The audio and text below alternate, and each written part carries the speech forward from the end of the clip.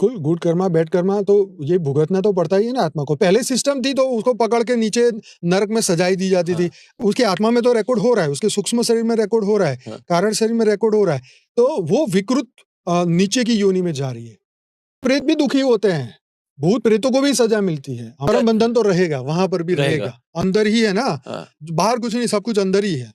मुस्लिम के घर में भी हिंदू पैदा हो रहे हैं, हिंदू के घर में भी मुस्लिम पैदा हो रहे हैं, वो क्रिश्चियन बन रहे हैं। तो उनकी जो जहां हमारे शास्त्र में कहा है कि अगर तुमने अपने माता पिता, वो बहुत उन्होंने बुरे कर्म किया और उनकी तुमने पूजा की, बस माता पिता ही मेरे भगवान है, सत्य को छोड़ के असत्य को पकड़ के रहो, तो जो उनकी गति होगी वही तुम्हारी होगी। मान लो अगर वो जानवर योनि में जाएंगे तो तुम भी उनके पीछे जानवर योनि में जाओगे।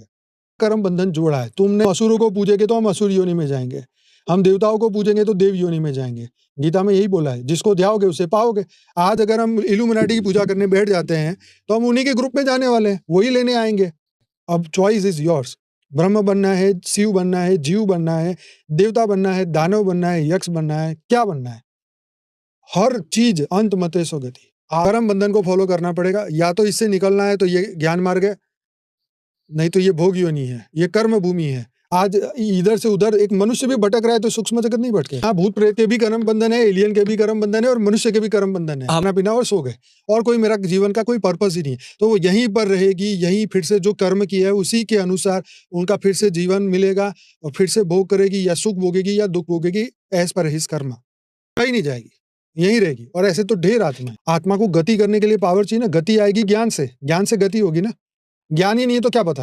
अब ज्ञान है, आपको डेस्टिनेशन मिलता है।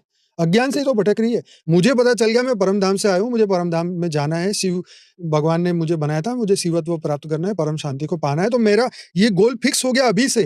सिविल अगर आप नहीं जानते तो प्रारब्ध तुम्हारी गति कराएगा। यूनिवर्स कुछ नहीं कराता भाई, ये पूरा गलत कंसेप्ट है।